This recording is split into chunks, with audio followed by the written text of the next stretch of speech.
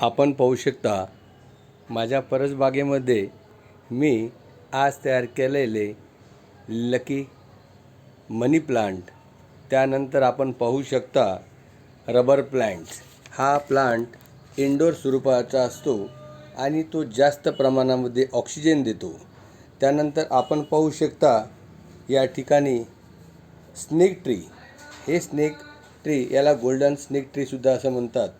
हा सुद्धा भरपूर प्रमाणामध्ये ऑक्सिजन देतो। हा आपल्या हॉलमध्ये बेडरूममध्ये ठेवून आपण ऑक्सिजन जास्त प्रमाणामध्ये घेऊ शकतो, म्हणून याला इंडोर प्लांटसुद्धा असे म्हणतात। त्यानंतर या ठिकाणी आपण पाहू शकता आजच मी तयार केलेला बाग मेडालियॉन ट्री। हे सुद्धा आपण इंडोर किंवा आपल्या पोर्चमध्ये ठेवून आपल्या घराचं आकर्षण वाढवू शकता। त्यानंतर आपण पाहू शकता या ठिकाणी मेडालियन ट्रीसुद्धा या ठिकाणी मी एक छोटंसं रोपटं या ठिकाणी आज लावलेलं आहे। त्या ठिकाणी असंख्य असे प्लांट लावून या ठिकाणी मी आज माझी स्वतःची कॅलरीज खर्च केली आणि त्यामुळे मला आनंद मिळालेला आहे। त्या ठिकाणी आपण अजून पाहू शकता की वेगवेगळ्या जातीचे पाम ट्रीसुद्धा मी या ठिकाणी लावलेले आहे। हे पाम ट्रीसुद्धा लकी पाम ट्री म्हणून असं संबोधलेलं आहे। त्याच्यानंतर अपराजिता वनस्पती या ठिकाणी लावलेली आहे। या ठिकाणी याला शंखपुष्पीसुद्धा असं म्हटलं जातं।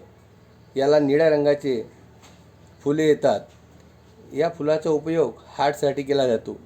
आठवड्यामधून दोनदा दोन फुलाचा गरम पाण्यामध्ये उकळून चहा जर घेतला तर तो हार्टसाठी हा चांगला असतो।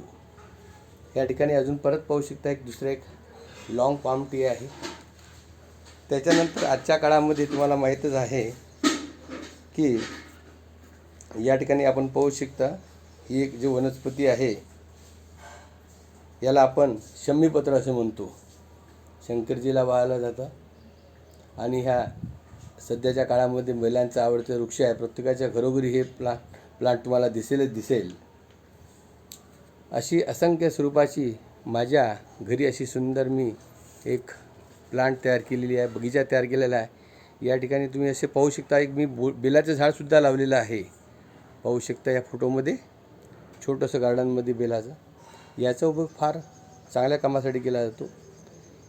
हे बेलपत्री शंकरजीला वाहतात। याचं महत्त्वाचं कारण म्हणजे शंकरीचा जो राग आहे तो शांत करण्यासाठी त्या डोक्यावरती एक बेलाचं पान ठेवलं तर शंकरजी आपले शांत राहतात म्हणतात।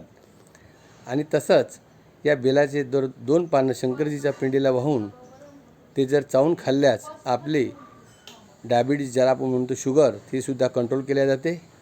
त्यानंतर या ठिकाणी मी पाहू शकता विड्याच्या पानाचा सुद्धा मी या ठिकाणी वेल लावलेला आहे। बघा, खायचे पानं पट्टी बंगला पान म्हणतात। हे घडीसुद्धा मोठ्या प्रमाणामध्ये असंख्य स्वरूपामध्ये लागतात।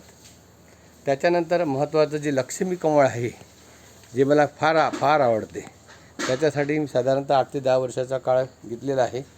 या ठिकाणी पाहू शकता सध्या कमळ, आपण त्याला लोटस प्लांट असे म्हणतो। या ठिकाणी निळं, जांभळं आणि ऑरेंज कलरचं या ठिकाणी माझ्याकडे कमळ लावलेलं आहे।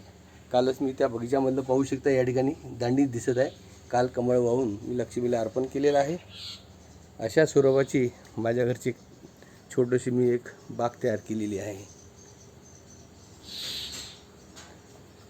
मी SN आसोले, धन्यवाद।